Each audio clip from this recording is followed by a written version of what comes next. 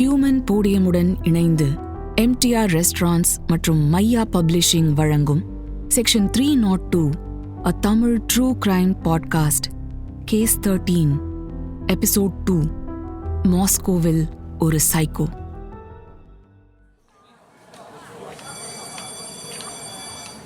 Valery ஜார்ஜிவிச் அஸ்ராட்டியான் ஸ்கூல்ல வேலை பார்த்த காலத்துல எந்த தப்பும் பண்ணல. அங்க அவன் எந்த குழந்தை மேலையும் கைய வைக்கல. அவங்க மேல அவன் இறக்கப்பட்டானா இல்லையான்லாம் தெரியல. ஆனா அங்க அவன் ஒழுங்கா வேலைய மட்டும் பார்த்தான். அப்பப்ப அவனுக்குள்ள தூங்கிட்டு இருந்த மிருகம் திடீர்னு முழிச்சுக்கும். ஆனாலும் எதுவும் விபரீதமா நடக்கல. அதனால பிஞ்சு குழந்தைங்க தப்பிச்சாங்க. அந்த விஷயத்துல கடவுள் கருணை காட்டிட்டாருன்னு தான் சொல்லணும். இப்படி வலேரி அஸ்ராட்டியான் அந்த ஸ்கூல்ல கொஞ்ச நாள் வேலை பார்த்தான். அந்த டைம்ல 1981 அவனுக்கு கல்யாணம் ஆச்சு. அவன் சைக்கோங்கிறது அந்த பொண்ணுக்கு தெரியல. அவன்தான் ரெட்ட வேஷம் போடுற ஆளாச்சே. அதனால அவனுக்குள்ள இருந்த மிருகத்தை பத்தி அந்த பொண்ணுக்கு எதுவும் தெரிஞ்சிருக்க வாய்ப்பில்லை. அதனால ஏமாந்து அவனை கல்யாணம் பண்ண சம்மதிச்சிருப்பா. அவளுக்கு ஊரு மாஸ்கோ. அதனால கல்யாணத்துக்கு அப்புறம் அவன் அவனோட ஊர்ல இருந்து வந்து அவன் மனைவியோட ஊரான மாஸ்கோவுல வந்து தங்கிட்டான். அப்போ அவனுக்கு வயசு 23. அந்த வயசுல அவன் அவனோட சேட்டைய இல்ல வேட்டைய தொடங்கினான். அப்ப அவனுக்கு சொல்லிக்கிற மாதிரி வேலை இல்ல. அதனால பொழுது போகிறதுக்காக ஊருக்குள்ள நகர்வலம் போவான். அவன் கண்ணுல மாற்ற பொண்ணுங்களை பேசியே கவுத்துடுவான். ஹலோ மிஸ், டைம் என்ன அப்படின்னு ரொம்ப சாதாரணமா பேச ஆரம்பிப்பான். கொஞ்சம் உஷாரான பொண்ணு மாதிரி தெரிஞ்சா உடனே ஜகா வாங்கிடுவான். அதுக்கு மேல அந்த பொண்ணு கிட்ட வம்பு வச்சுக்க மாட்டான்.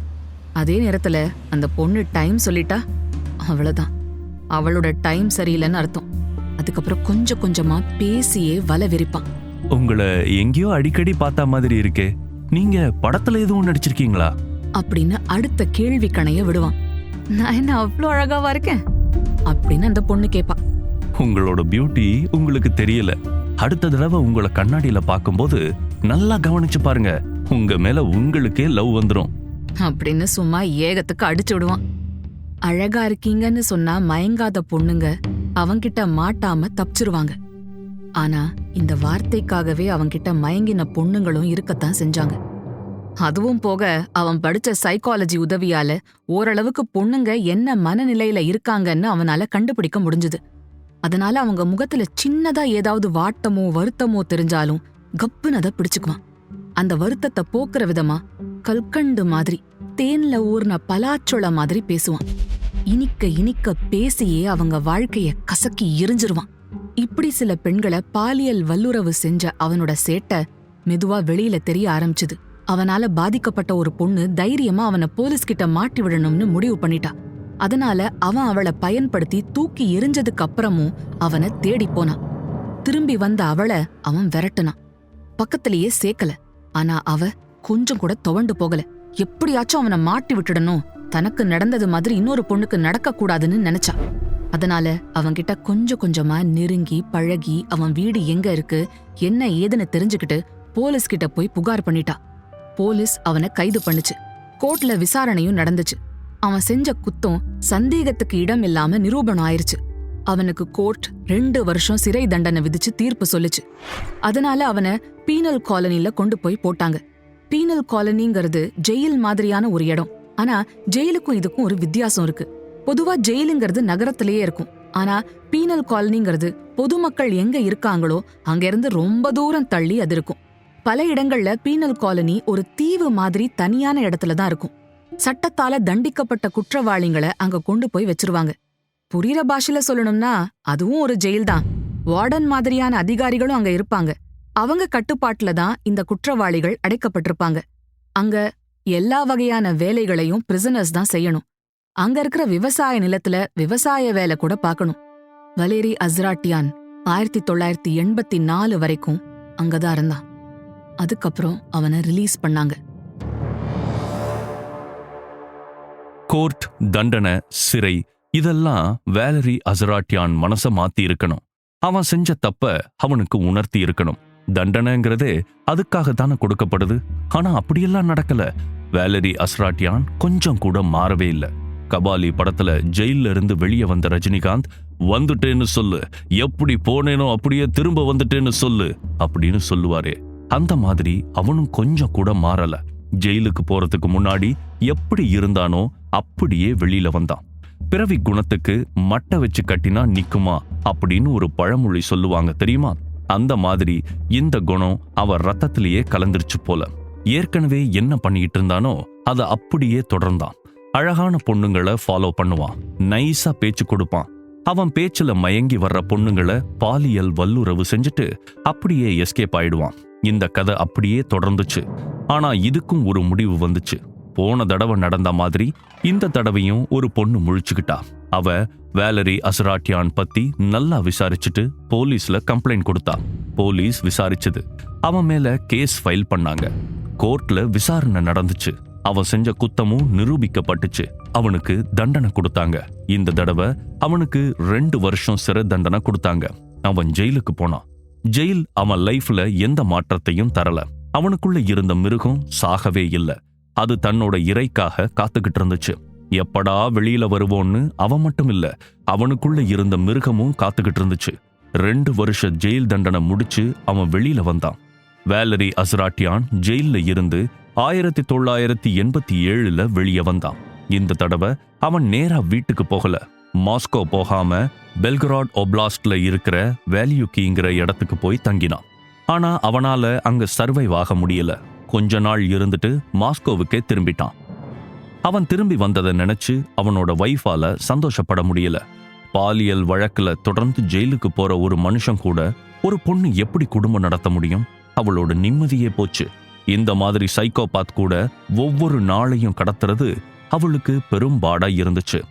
பொதுவா அவன் சாதாரணமா தான் இருப்பான். அவனுக்குள்ள இருக்கிற மிருகம் தூங்கிக்கிட்டு இருக்கிற வரைக்கும் பெருசா பிரச்சனை ஏதும் இருக்காது. அந்த மிருகம் முழிச்சுட்டா அவன் அவனா இருக்க மாட்டான்.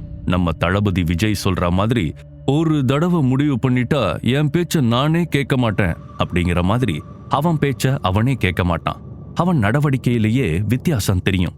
அந்த மாதிரி நேரத்துல குட்டி போட்ட பூனை மாதிரி நில கொள்ளாம அலபாஞ்சுகிட்டே வருவான். அந்த மாதிரி நேரத்துல தான் கிரைம் பண்ணணுங்கிற அவனோட வேகம் அதிகமாகும். ஆனா பசி வந்தும் ஒரு மிருகத்துக்கு இற கிடைக்காட்டி அது என்ன பாடுபடும்?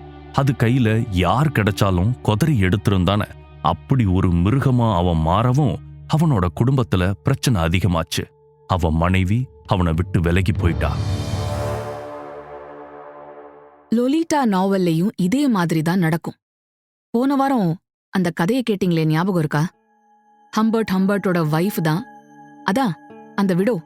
அவளோட மக மேலதான் அவனுக்கு ஆசை இருக்குன்னு தெரிஞ்ச உடனே அவனை விட்டு விலகிருவாங்களே. வீட்டுக்கு வெளியே ரோடு ஆக்சிடென்ட்ல இறந்து போயிருவாங்களே. ஆனா அவங்கள மாதிரி வேலரி அசராட்டியானோட வைஃப் சாகல. அவனை விட்டு விலகி போயிட்டாங்க. அவனை விட்டு விலகிட்டாங்கன்னா அவங்க அந்த வீட்டை விட்டு போகல, அவனை வீட்ல இருந்து துரத்தி விட்டுட்டாங்க. அவங்களால வேற என்ன செய்ய முடியும்? நித்திய கண்டம் பூரண ஆயுசுன்னு வாழவா முடியும்? அவங்களோட நிம்மதி பறி போயிடாதா? அவனை கேள்வி கேட்கறதுக்குன்னு இருந்த ஒரே ஆளும் அவனை விட்டுட்டு போயாச்சு. தட்டி கேட்க ஆள் இல்லாத மனுஷன் தறி கெட்டு பாயதானே செய்வான். அப்படிதான் ஆயிடுச்சு வேலரி அசராட்டியானோட நிலைமை. அவன மாதிரி சீரியல் கில்லர்ஸ்க்கு விக்டிம்ஸ் மேல எந்த இமோஷனும் கிடையாது. அதனாலதான் அவங்க அத பத்தி கொஞ்சமும் கவலைப்படவும் மாட்டாங்க. இன்னும் சொல்லப்போனா அவங்களுக்கு அவங்க செய்யறது தப்புனே தெரியாது. பசிக்கும் போது சாப்பிடுறது இயல்புதானே. அதே மாதிரி கொலை பண்ணணும்னு தோணும் போது கொலை பண்ணா என்ன தப்புன்னு தான் அவங்க யோசிப்பாங்க. இத கேட்ட உடனே உங்களுக்கே லேசா பயம் வருதுல? உங்களை பயமுறுத்துறதுக்காக சொல்லல. உண்மையிலேயே சைக்கோபாத்ஸ், சீரியல் கில்லர்ஸ் அப்படித்தான் நினைப்பாங்கன்னு சீரியல் கில்லர்ஸ் பத்தி ரிசர்ச் பண்ணின சைக்கியாட்ரிஸ்ட் சொல்றாங்க. சோ அவங்களுக்கு தப்பு பண்றது தாகத்துக்கு தண்ணி குடிக்கிற மாதிரி தான், பசிச்சா சாப்பிடுறது மாதிரி தான். அத ரொம்ப இயல்பானதா அவங்க மைண்ட் எடுத்துக்கும். அதுதான் பிரச்சனையே. வைஃபும் வீட்டை விட்டு துரத்திட்டாங்க. அவனுக்கு உறவுன்னு வேற யாரும் இல்ல. அதனால மனம் போன போக்குல அவன் போனான். அப்போ அவனுக்கு ஒரு லேடி கூட பழக்கம் ஏற்பட்டுச்சு. அந்த லேடிக்கு 14 வயசுல ஒரு பொண்ணு இருந்தா. அந்த லேடிய அவன் சட்டப்படி கல்யாணம் பண்ணிக்கிட்டான். இப்படி ஒரு சைக்கோவை எப்படி அந்த லேடி கல்யாணம் பண்ணிக்கிட்டாங்கன்னு உங்களுக்கு ஆச்சரியமா இருக்கலாம். ஆனா லைஃபோட இன்னொரு பக்கத்துல நீங்க கற்பனை கூட பண்ணி பார்க்காத நிறைய விஷயம் நடந்துட்டு தான் இருக்கு. ரொம்ப பாதுகாப்பான லைஃப லீட் பண்றவங்களுக்கு இந்த மாதிரி லைஃப பத்தி ஈஸியா புரிஞ்சுக்க முடியுமான்னே தெரியல. இதுல இன்னொரு ஆச்சரியம் என்னன்னா, வேலரி அசராட்டியான் கல்யாணம் பண்ணிக்கிட்ட அந்த லேடியும் அவங்களோட பொண்ணும் அவனோட செக்ஸ் கிரைம்ஸ்ல ஹெல்ப் வேற பண்ணாங்க. இந்த தடவை வேலரி அசராட்டியான் கொஞ்சம் சீரியஸான செக்ஸ் கிரைம்கள்ல ஈடுபட்டான். முன்னாடியெல்லாம் வெறுமனே பேசி பேசியே காரியத்தை சாதிச்சிட்டு இருந்தான். 2 தடவை ஜெயிலுக்கு போயிட்டு வந்ததுக்கு அப்புறம் ரொம்பவே உஷாராயிட்டான். இனி தப்பு பண்ணா அத ரகசியமா பண்ணணும்னு முடிவு பண்ணான். அதனால அவன் தன்னோட செக்ஸ் கிரைம்ல அடுத்த கட்டத்துக்கு போனான். இப்ப அவன் தன்னோட கிரைம்கள்ல ரொம்ப ப்ரொஃபஷனலா ஈடுபட ஆரம்பிச்சான். அவனோட பேரை மாத்தி ஒரு ஃபேக் ஐடி ரெடி பண்ணிக்கிட்டான். அந்த பேர்ல உலவ ஆரம்பிச்சான். சின்ன பொண்ணுங்களை மயக்கிறதுக்காக சைக்கோ ஆக்டிவ் ட்ரக்ஸுகளை பயன்படுத்தினான். இந்த மருந்துகளை மனநோய் இருக்கிறவங்களை சரிப்படுத்த பயன்படுத்துவாங்க. டாக்டர்ஸ் ஆபரேஷன் பண்ணும்போது வலியும் வேதனையும் தெரியாம இருக்கிறதுக்காக அனஸ்தீஷியாவை பயன்படுத்துவாங்களே, அந்த அனஸ்தீஷியாவுக்கு பயன்படுத்துற மருந்து தான் இது. இத ரொம்ப கவனமா பயன்படுத்தணும். கொஞ்சம் அதிகமா போயிருச்சுன்னா அது உயிருக்கே ஆபத்தா முடியும். அப்படியான பயங்கரமான மருந்துகளை எல்லாம் பயன்படுத்த ஆரம்பிச்சான் அவன். இந்த மருந்துகளை பொதுவா சைக்கலாஜிக்கல் ப்ராப்ளம் உள்ளவங்களுக்கு கொடுப்பாங்க. அத சாதாரணமான ஆட்களுக்கு கொடுத்தா அதனால ரொம்ப மோசமான விளைவுகள் ஏற்பட்டுரும். ஆனா அத பத்தியெல்லாம் அவன் கவலைப்படல. பொண்ணுங்களை மயக்க நிலைக்கு கொண்டு போய் அவங்கள பயன்படுத்திக்குவான். அவங்க கிட்ட இருக்கிற நகைகளையும் பணத்தையும் எடுத்துப்பான். அப்புறம் அவங்கள ரயில்வே ஸ்டேஷன்லயோ பஸ் ஸ்டாண்ட்லயோ கொண்டு விட்டுட்டு வந்துருவான். இப்படியே கொஞ்ச காலத்தை ஓட்டினான். அவன் சைக்காலஜி படிச்சவன் அப்படிங்கறதுனால இந்த மருந்துகளை பயன்படுத்தினா தான் ஈஸியா மாட்டிக்க மாட்டோன்னு அவன் நினைச்சிருக்கலாம். அதுவும் போக அவன் படிச்ச லாலிட்டா நாவல்ல அந்த ஹீரோ அவனோட மனைவிக்கு தூக்க மாத்திரை கொடுத்து தூங்க வச்சுட்டு அவளோட மகளோட இருக்கலாம்னு ஒரு திட்டம் போட்டிருப்பானே, அதே மாதிரி இவன் கொஞ்சம் எக்ஸ்ட்ராவாவே போய் மயக்க மருந்து கொடுக்கறதுங்கிற லெவலுக்கு போயிட்டான். ஆனா இந்த மயக்க மருந்து கொடுக்கறது, போதை மாத்திரை கொடுக்கறது எல்லாமே செக்ஸ் கிரைம்கள்ல பொதுவா பயன்படுத்துற டெக்னிக் தான்.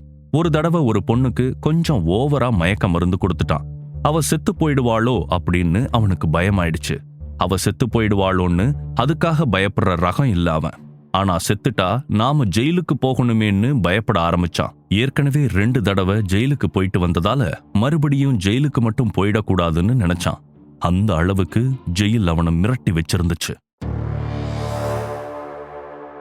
ஒரே மாதிரியான தப்ப தொடர்ந்து பண்ணுனா மாட்டிக்குவோன்னு அவன் நினைச்சான். அதனால கொஞ்ச நாளுக்கு அப்புறம் அவன் வேறொரு ஐடியா பண்ணான். ஒரு பிலிம் டைரக்டர் மாதிரி வேஷம் போட்டுக்கிட்டான். நடிக்க ஆசைப்படுற பொண்ணுங்க மேல அவனுக்கு ஒரு கண் இருந்துச்சு. அதனால அவன் அவனோட வீட்டையே ஒரு ஆபீஸா மாத்தினான். அந்த ஆபீஸ்ல மேல ரிசப்ஷன் ஹால் மாதிரி ஒரு ரூம் இருக்கும். அந்த ரூம்ல இருந்து கீழே அண்டர் கிரவுண்ட்ல ஒரு சீக்ரெட் ரூம் இருக்கும். அது சாதாரணமா யாருக்கும் தெரியாது. சுவரோட சுவரா அந்த ரூமோட கதவு இருக்கும். கைப்பிடி கூட கதவுல இருக்காது.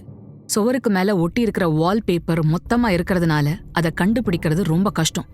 சினிமா ஆபீஸ்ங்கிறதுனால சினிமா ஆசையோட இருக்கிற பொண்ணுங்களுக்கு அவன் ஆபீஸ் கண்ல படும்னு நிறைய பேரு அவங்களாவே வருவாங்கன்னு அவன் ஒரு கணக்கு போட்டான். ஆனா ஆரம்பத்துல அந்த அளவுக்கு யாரும் வரல. அதனால அவன் லோக்கல் பேப்பர்ல சின்னதா ஒரு விளம்பரம் கொடுத்தான். புதிதாக தொடங்கப்படும் பிரெஞ்சு திரைப்படத்தில் ஹீரோயினாக நடிக்க புதுமுக நடிகை தேவை அப்படின்னு அதுல அச்சடிச்சிருந்தான். அந்த விளம்பரம் வந்த 2வது நாள் ஒரு பொண்ணு வந்தா. ஆளு நல்ல கலரா இருந்தா. அவளோட மூக்கு கத்தி மாதிரி ஷார்ப்பா இருந்துச்சு. சினிமாவுக்கு ஏத்த மாதிரியான ஆழ விழுங்குற கண்கள், அப்படியே ஆழ மயக்கிற மாதிரி இருந்துச்சு. ரொம்ப ஒல்லியாவும் இல்ல, ரொம்ப குண்டாவும் இல்ல. உயரத்துக்கு ஏத்த உடம்பு. அவளை பார்த்த உடனே வலேரி அஸ்ராட்டியான் அப்படியே மயங்கிட்டான். எப்படியும் அவளை தன்னோட ஆசைக்கு இணங்க வச்சிடணும்னு நினைச்சான். ஹலோ சார், நான் டைரக்டர் சாரை பார்க்கணும், இருக்காரா அப்படின்னு அவன்கிட்ட அவ கேட்டா. அவனும் விளையாட்டா அவகிட்ட, சார் வெளியில போயிருக்கிறாரு மேடம், நீங்க கொஞ்சம் வெயிட் பண்ண முடியுமா அப்படின்னு சொன்னான். No problem sir, I'll wait here அப்படின்னு சொல்லிட்டே அங்க இருந்த சோஃபால அவ உட்காந்துட்டா. அவளை அங்க இருக்க வச்சுட்டு அவன் வெளியில போய் காஃபி வாங்கிட்டு வந்தான். அத பார்த்த உடனே அவ அவனை ஆபீஸ் பாய்னு நினைச்சுக்கிட்டா. அவன் உள்ள போய் அந்த காஃபில மயக்க மருந்த கலந்தான். அப்புறம் வெளியில வந்த Valerie Astratian, madam please have coffee அப்படின்னு நவநாகரீக துணியில சொன்னான். அவளுக்கு ரொம்ப ஆச்சரியமா இருந்துச்சு. அவன் அந்த அளவு மாடர்னா பேசுவான்னு அவன் நினைக்கல. வெறும் ஆபீஸ் பாய் தானன்னு ரொம்ப சாதாரணமா அவனை எடை போட்டிருந்தா. அதனால அவ கொஞ்சம் ஷாக் ஆயிட்டா. காஃபிய வாங்கி டீபாய் மேல வச்சுட்டு அவனை ஏற இறங்க பார்த்தா. அவன்கிட்ட, சார் நீங்க அப்படின்னு இழுத்தா. I am Valerie Astratian, director of the movie Lolita the light of my life அப்படின்னு ஸ்டைலா சொன்னான். அவ அப்படியே அதிர்ச்சியில உறைஞ்சு போயிட்டா. அவளோட அதிர்ச்சிய ரசிச்சு பார்த்த வேலரி அஸ்ராட்டியான் அப்படியே மெதுவா சிரிச்சான். சாரி சார், நீங்க தான் டைரக்டர்னு தெரியாம. அப்படின்னு அவ ஆரம்பிச்சா. Oh no problem, don't worry, cool cool அப்படின்னு சொன்னா. நீங்க எங்க இருந்து வரீங்க, உங்க குடும்பத்துல யாரெல்லாம் இருக்கிறாங்க, சினிமா ஆசை எப்படி வந்துச்சுங்கிற சாதாரண கேள்விகளை கேட்டான். அவளும் எல்லாத்துக்கும் பதில் சொன்னா. அப்பத்தான் பார்த்தான், அவளுக்கு வச்சிருந்த காஃபி மேல ஆட படிஞ்சிருந்தது. காஃபி எடுத்துக்கோங்க அப்படின்னா. நோ தேங்க்ஸ் அப்படின்னு அப்படியே அதை தள்ளி வச்சுட்டா அவ. அவனுக்கு பெரிய ஏமாற்றமா போயிடுச்சு. ஆறி போச்சுன்னா வேற காஃபி எடுத்துட்டு வரவா அப்படின்னு ஆசையா கேட்டான். இல்ல சார், சான்ஸ்க்காகத்தான் வந்தேன், அதனால அத பத்தி பேசலாம் அப்படின்னு பேச்ச மாத்தினான். முதல் அஸ்திரமே புஷ்ன்னு போயிடுச்சுன்னு இருந்துச்சு அவனுக்கு. அவகிட்ட கதைய சொன்னான். அந்த கதை அப்படியே லாலிட்டாவோட கதை. மாஸ்கோவ்ல ஒரு அம்மாவும் மகளும் இருந்தாங்க. அங்க ஒருத்தர் பேயிங் கெஸ்டா வந்தாரு. அவரை அம்மா லவ் பண்ணாங்க. ஆனா அவரோ அவங்க பொண்ண லவ் பண்ணாரு அப்படின்னு நம்ம பாலச்சந்தர் படத்து கதைய மாதிரி வேலரி அசராட்டியான் சொல்லி முடிச்சான். அந்த மகள் கேரக்டருக்கு தான் ஆள் தேடிக்கிட்டு இருக்கிறேன்.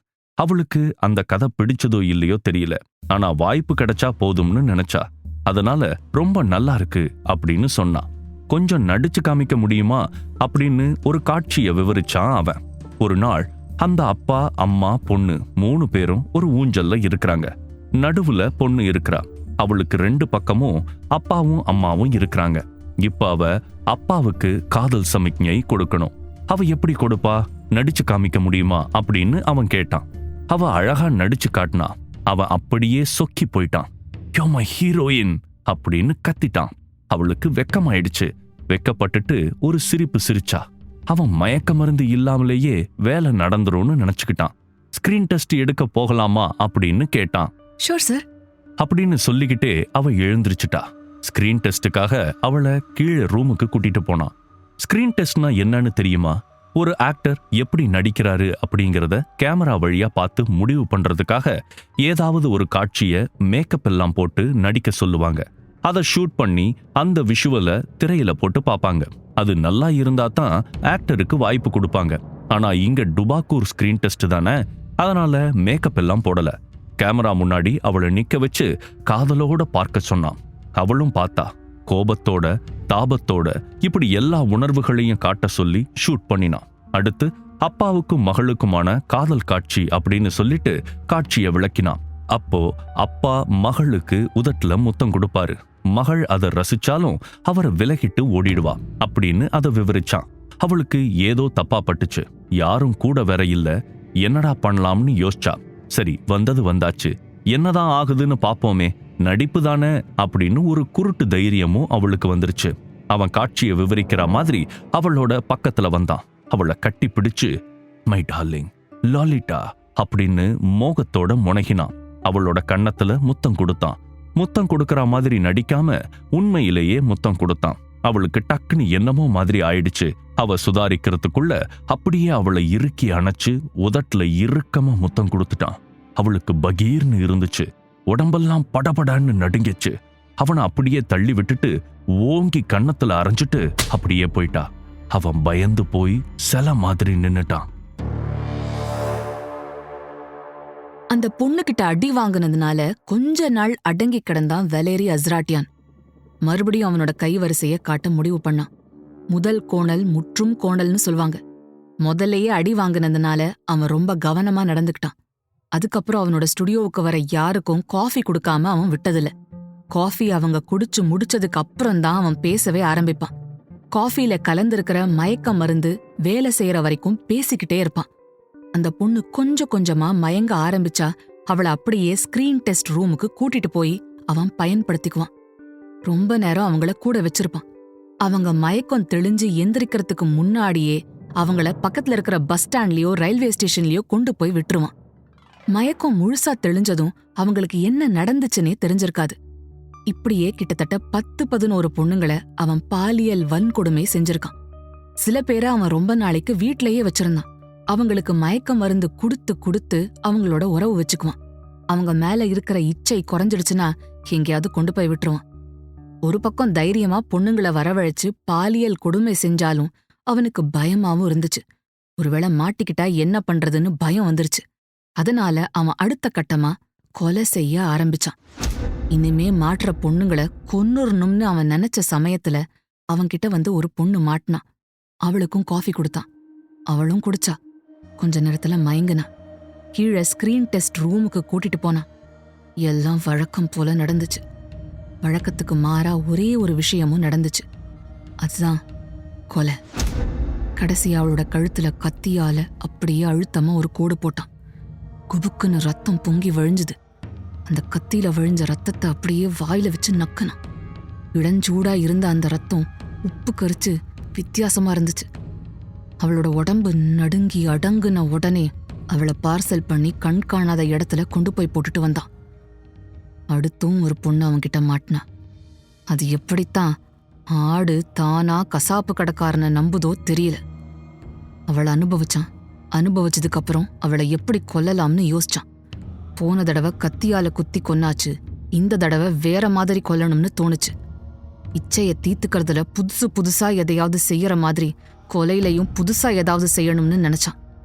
அவ அற மயக்க நிலைக்கு திரும்புறப்ப அங்கிருந்த தண்ணி தொட்டியில அவளை முக்கி கொல்லலாம்னு அவன் ஆசைப்பட்டான். அப்படியே அவளை அவனோட தோள்ல சாய்ச்சு கூட்டிட்டு போனான். தண்ணி தொட்டி முன்னால அவளை நிக்க வச்சுட்டு அவளோட கழுத்துல கைய வச்சு அப்படியே தொட்டிக்குள்ள அவளை முக்குனான். தலை முழுசா தண்ணியில முழுகுச்சு. அவன் மூச்சு விட முடியாம திக்கு முக்காடுனான். அதை பார்த்து அணு அணுவா ரசிச்சான். முழுசா மூச்சு நின்னதும் அப்படியே கைய எடுத்துட்டான். அவ சடலமா தண்ணி தொட்டிக்குள்ள விழுந்து மிதந்தா.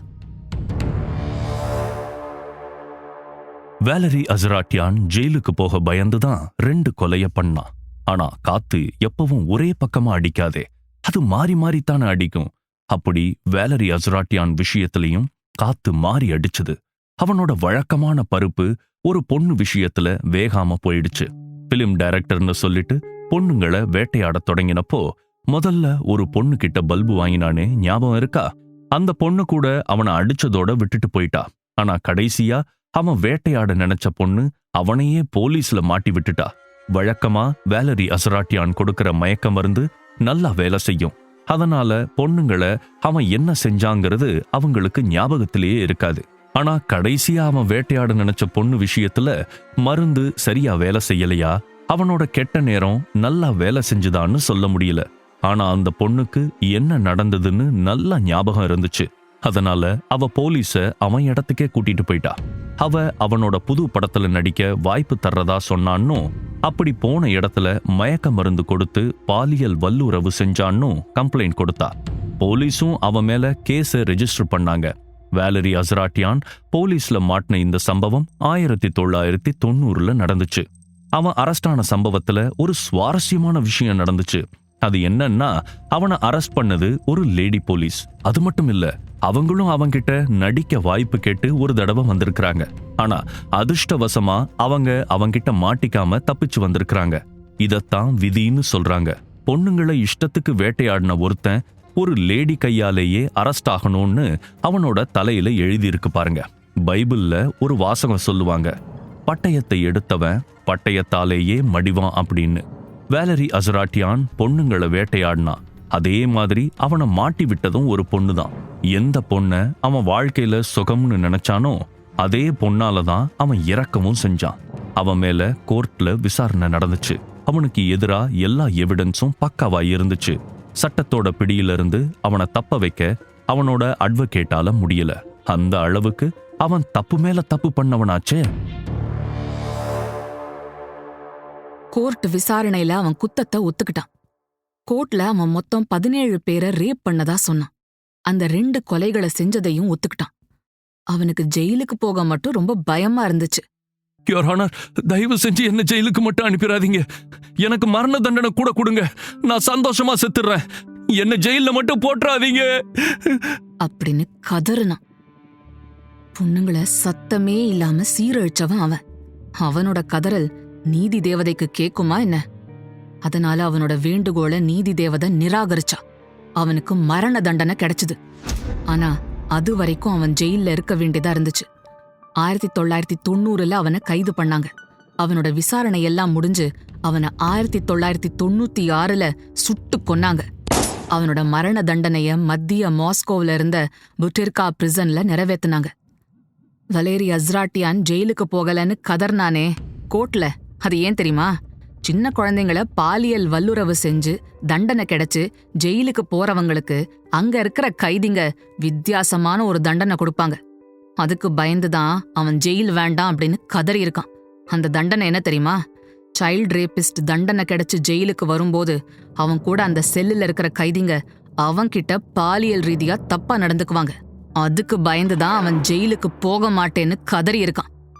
உனக்கு வந்தா ரத்தம், மத்தவங்களுக்கு வந்தா தக்காளி சட்னியான்னு கேட்க தோணுதுல. அவன் அத்தனை பொண்ணுங்களை இஷ்டத்துக்கு சீரழிச்சிருக்கான். அவனுக்கு அப்படி ஒரு கொடுமை நடக்குமோன்னு பயந்திருக்கான். ரஷ்யாவுல அவனை டிரெக்டர் ஆஃப் டெத் அப்படின்னு சொல்லுவாங்க. அவன் டிரெக்டருங்கிற பேர்ல அட்டூழியங்களை செஞ்சதால இந்த பட்ட பேரு அவனுக்கு கிடைச்சிருக்கு. அந்த காலத்திலேயே ஒரே ஒரு புக் ஒருத்தனை இவ்வளோ பாடுபடுத்தியிருக்கு. இந்த காலத்துல எவ்வளவோ ஜாக்கிரதையா இருக்கணும்ல. லைஃப்ல எல்லாமே அவைலபிலிட்டியை பொறுத்து தானே, இல்லையா?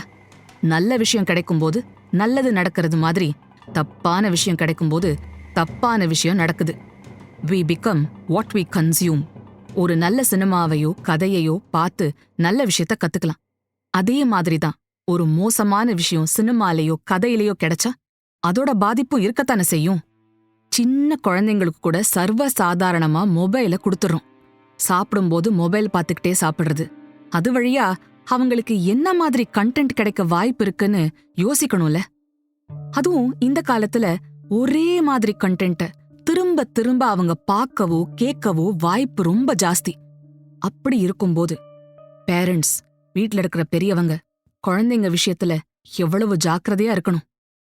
என்ன பார்க்கறாங்க, என்ன படிக்கிறாங்க, எல்லாமே தெரிஞ்சுக்கணும்ல. நம்ம பண்றோமா? ஒவ்வொருத்தரும் நம்மளையே கேட்டுக்க வேண்டிய கேள்வி இல்லையா இது? மகாத்மா காந்தி ஹரிஷ்சந்திரன் கதையை கேட்டுட்டு உண்மையதான் பேசணும்னு முடிவு பண்ணாராம். வலேரி அஸ்ராட்டியான் கையில ஒருவேளை லொலீட்டா நாவல் கிடைக்காம வேற ஏதாவது ஒரு நல்ல புக்கு கிடைச்சிருந்தா, அவன் லொலீட்டாவை படிக்காம இருந்திருந்தா என்ன ஆயிருக்கும்? அவன் ஒரு சீரியல் கில்லரா ஆகாம கூட இருந்திருப்பான் இல்லையா? அவன் படிச்ச சைக்காலஜி பாடத்தை வச்சு குழந்தைங்களுக்கு நல்ல விதமான கதைகளை சொல்லி கொடுத்திருக்கலாம் இல்லையா? அவன் ஒரு நல்ல ஸ்டோரி டெல்லரா கூட ஆயிருப்பான் இல்லையா? இதுக்கெல்லாம் யார் எப்படி பதில் சொல்றது? இன்னொரு கேஸோட அடுத்த வாரம் சந்திக்கலாம். ஹியூமன் போடியமோட இந்த பாட்காஸ்ட் பயணத்துல நீங்களும் ஸ்பான்சரா இணைய தொடர்பு கொள்ள வேண்டிய email ID contact@humanpodium.com. This episode was brought to you by MTR Restaurants. Indulge in the timeless legacy of MTR Restaurants and savor their world-class South Indian vegetarian cuisine, which is a true culinary journey. And Maya Publishing. Turn your literary dreams into reality with Maya Publishing, where your story finds its voice and comes to life in print. Script by Tamil 360 Degree. Narrated by Deepika Arun and Blade Shankar. Sound design, recording, mixing and mastering by Baba Prasad. Assisted by Surya Prakash at Digi Sound Studio, Chennai. Music by Dakshin. Direction team Bhavya Kirtivasan and Srinitya Sundar. Executive producer Deepika Arun. Produced by Human Podium. This podcast is based on true stories and real-life events.